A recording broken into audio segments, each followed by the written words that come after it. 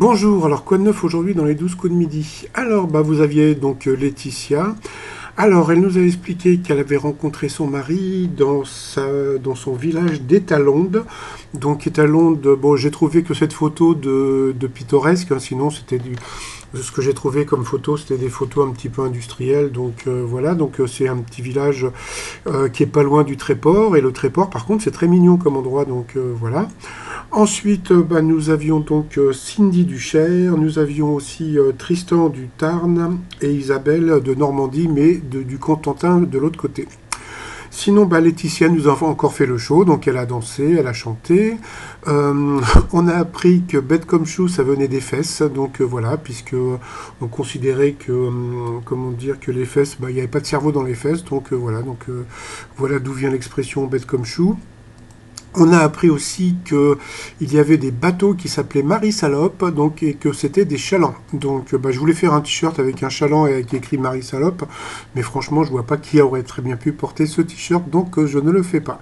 Laetitia nous a encore montré, elle a encore bougé, donc elle nous a fait du tai chi, donc voilà, donc moi je la trouve super rigolote cette fille. Ensuite on a appris que Daphné Burki mesurait 1m80, je la voyais pas aussi grande la Daphné. On a appris que le hochement de tête typique des fans de heavy metal s'appelait le head banging. Voilà, donc là je vous ai trouvé la photo avec l'orthographe exacte du nom.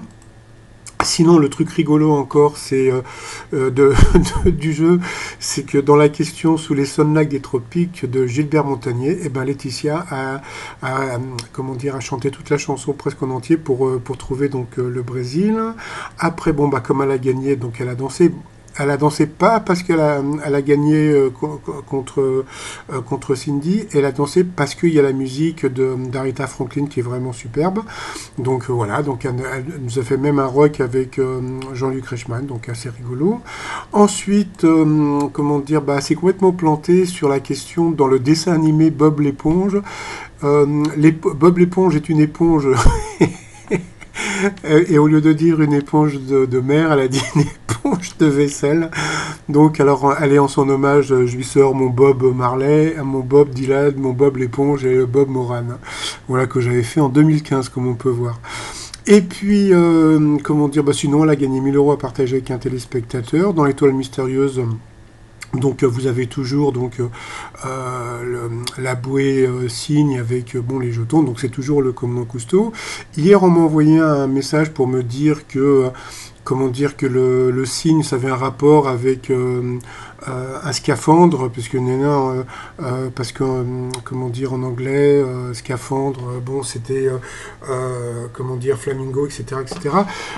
Je voudrais juste dire à la personne qui m'a envoyé l'info, qui a été très gentille, mais j'avais déjà parlé de ce truc le 1er janvier et nous sommes le 11, donc vous voyez, donc ça fait plus de 10 jours que je vous avais parlé du scaphandre comment dire du cygne. Donc voilà.